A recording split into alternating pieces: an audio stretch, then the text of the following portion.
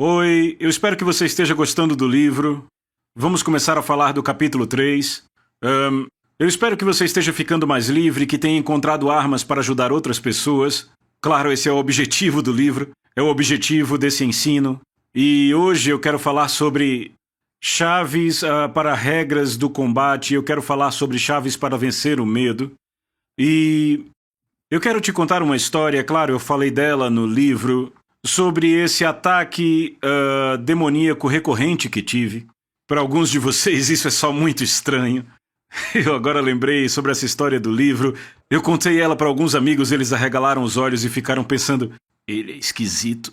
Mas eu passei mesmo por esse tempo, durou meses e meses, eu acho que foi muito tempo. Eu tinha aqueles pesadelos terríveis, realmente terríveis, e eu acordava no meio da noite suando, o coração, sabe, querendo sair do peito, e eu via aqueles dois olhos vermelhos enormes. Eu faço assim para dizer que era bem grande, sabe? Aqueles olhos enormes vermelhos.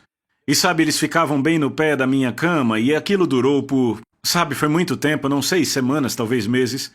E eu tentei de tudo, eu lia a Bíblia contra aquilo, eu repreendia, eu citava passagens, eu fazia tudo e toda noite eu tinha aqueles pesadelos terríveis, acordava ensopado. E eu ficava pensando o que é que eu faço, e uma noite eu acordei e eu conseguia sentir, eu tinha acabado de ter outro pesadelo e eu sentia a presença daqueles olhos, eu sentia a presença maligna no meu quarto. E o Senhor disse, eu vou te dar uma arma, e eu disse, qual é? Ele disse, ignore. Eu vou te dar a arma de ignorar, e eu, ok. E ele me deu uma passagem em Filipenses, não fique alarmado com seu oponente, é um sinal de destruição para ele e de salvação para você. Então meu coração ainda disparado, mas eu olhei e vi aquele espírito maligno, só os olhos daquele demônio, ao pé da minha cama, e eu disse, é só você. E me virei, coloquei o lençol sobre a cabeça e apenas o ignorei. Com o máximo que eu conseguia eu ignorei, mas a questão é que ele nunca mais voltou. Aquela foi a última vez que eu tive aquela visitação. E eu aprendi que existe algo sobre saber quem você é em Deus. No livro de Neemias, e a propósito, eu amo o livro de Neemias, se você está sofrendo com algo, eu realmente te encorajo a ler os capítulos de 1 a 6 do livro de Neemias. E Neemias disse coisas quando o inimigo estava atacando ele disse, um homem como eu deveria temer? Um homem como eu deveria correr? Eu não vou temer. E ele faz estas declarações poderosas sobre o fato de que ele se recusa a deixar o inimigo intimidá-lo. E eu quero dizer a vocês, duas coisas são realmente poderosas em tempos de guerra e em tempos de alta ansiedade. Número 1 é você sabe quem Deus é.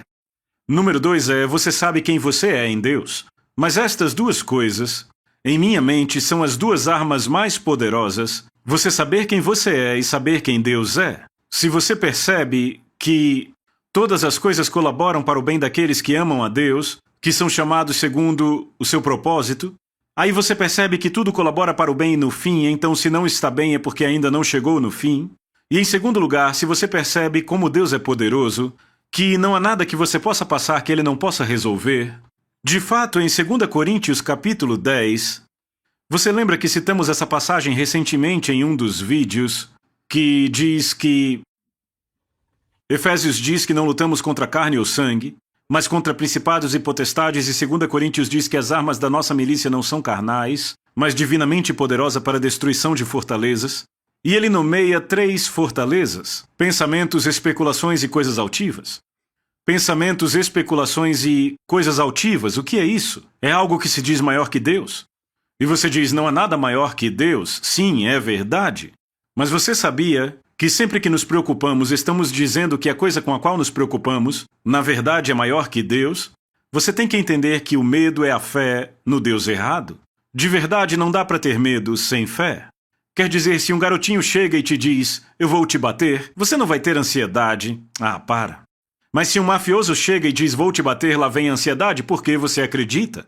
E o que eu tiro disso é que uma coisa altiva é algo que em nossas mentes se tornou maior que Deus. O que estamos fazendo quando nos preocupamos é dizer, esta coisa é maior do que o cuidado que Deus tem por mim. Então eu só quero te lembrar, nada é maior do que Deus. Deus é todo-poderoso em sua vida. Não há nada que Deus não possa e não irá derrotar. Então, a grande pergunta é onde pomos nossa fé? Estamos pondo nossa fé em nossa habilidade para fracassar, ou na habilidade da economia em nos destruir? Ou onde quer que esteja sua fé, o vírus vai me pegar e vamos todos morrer? Bem, a pior coisa que pode acontecer é você morrer e ir para o céu. Então, como meu amigo que teve câncer terminal diz, não me ameace com o céu. Mas isso nem é provável de acontecer. E, sabe, não é o que acontece em nossa vida que nos assusta. São as histórias que construímos sobre o que tememos que aconteça, que de fato trazem ansiedade à vida. E isso são pensamentos, então as armas da nossa milícia não são carnais, mas poderosas em Deus para destruir fortalezas e anular pensamentos, especulações e coisas altivas. Falamos de coisas altivas e quanto a pensamentos? Esses pensamentos que são como filmes em nossa mente, frequentemente eles são o inimigo passando o filme dele em nossa vida. E temos que levar essas coisas cativas, temos que agarrar isso e dizer, não, não, não, aqui não. Você, mente, não vai me dizer o que pensar. Eu digo a você o que pensar. E eu começo, por assim dizer, a pegar a minha mente, e eu começo a treinar a minha mente, e dizer para minha mente, você não mais pensa o que quer pensar, você vai pensar o que eu quiser que você pense, eu pego minha vontade, e eu começo a controlar meus pensamentos. Havia uma mulher na nossa vizinhança há alguns anos. Ela era bem baixinha e ela tinha 2 Rottweilers enormes, eram gigantes. Sabe aqueles cachorros de 70, 80 quilos? E ela os levava para passear. Na verdade, eles a levavam para passear.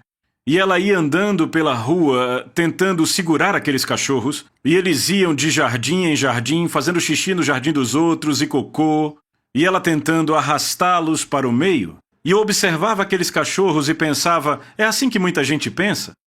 A mente deles os arrasta para onde quer que ela queira ir, e um dia bom é quando eu distraio os cachorros, quando eu dou um biscoito, sabe, um biscoitinho, e meio que entretenho os cachorros.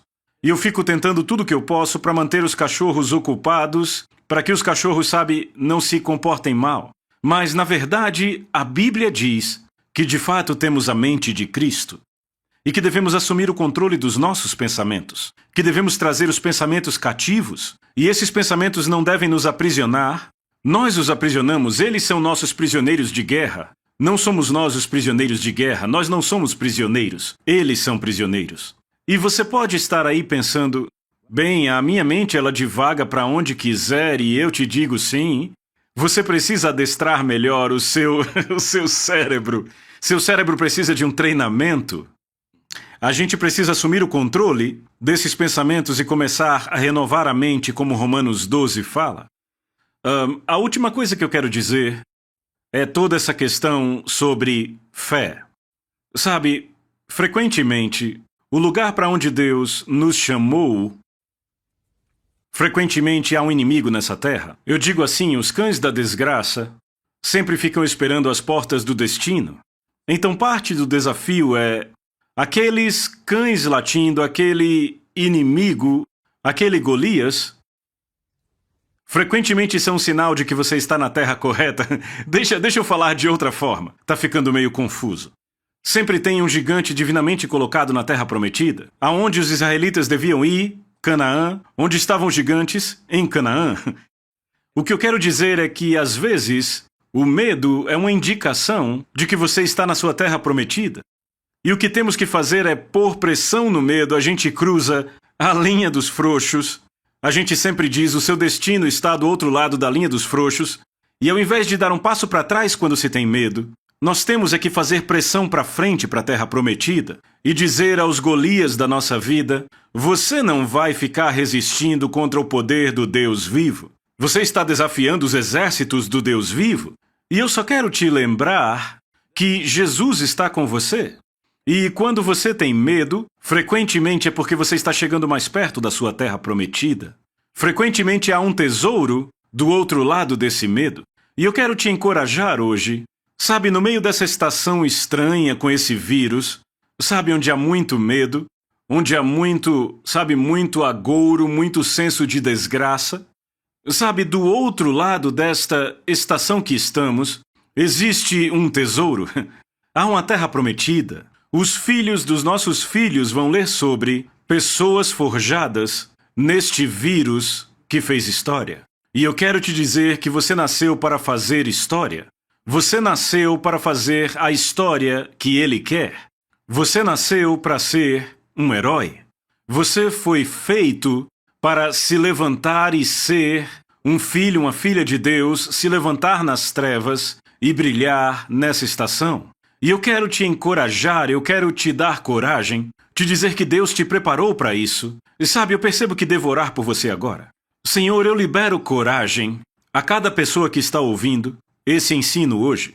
Que elas façam pressão no medo, que digam aos Golias em suas vidas, você não vai me dizer o que fazer. Que digam a esses pensamentos, essas imaginações, coisas altivas, não, não, não, não. Eu é que digo que vídeo você vai passar hoje. E que eles comecem a assumir o controle dos seus pensamentos, dizer a minha mente não vai me controlar, eu controlo ela, e eu tenho a mente de Cristo, e ela está sempre submissa ao Espírito Santo. Eu te abençoo hoje, oro para que você prospere, e eu quero te dizer que Isaac, ele semeou no meio da fome, e ele colheu a 100 por 1.